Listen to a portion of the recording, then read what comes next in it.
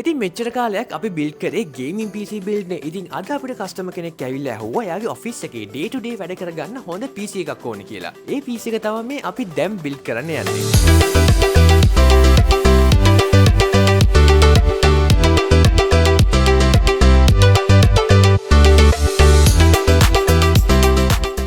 PC build එකට අපි මොනවද use කරේ පාස් කියලා බැලුවොත් එහෙම processor එකට Intel Core Ultra 5 processor එකක්, MSI H810M gaming Wi-Fi include වෙන board එක වගේම RAM එකට අපි ගියේ T-Force වගේ 16GB DDR5 RAM stick එකක්. and මේ PC එකේ storage වලට අපි ගිහලා තියෙන්නේ T-Force වගේම 512GB Gen 4 NVMe SSD එකක්. and මේ parts ඔක්කොම power වෙන්නේ Antec ලගේ Atom 550 80+ bronze power supply එකෙන්. and ඒ විතරක් නෙමෙයි අර මුලින් කියපු processor එක cool කරන්න අපි ගත්තේ Game DS ලගේ ARGB CPU air cooler එක. and මේ parts ඔක්කොම fix කරන්න casing එක විදියට අපි ගත්තේ Antec ලගේ VCX300 කියන ARGB casing එක. ඉතින් customer එක PC build එකක් නෙමෙයි ඒ වගේම specs වලින් තව PC build එකක් උත් හැදුවා. ඉතින් ඔයාටත් මේ වගේ ඔයාගේ office වැඩ වලට ගැලපෙන PC build එකක් කරගන්න ඕන නම් අනිවාර්යෙන් අපේ Nanotech website visit කරන්න. එහෙනම් මේ වගේ තවත් PC building video එකකින් අපි ආයෙ set වෙමු.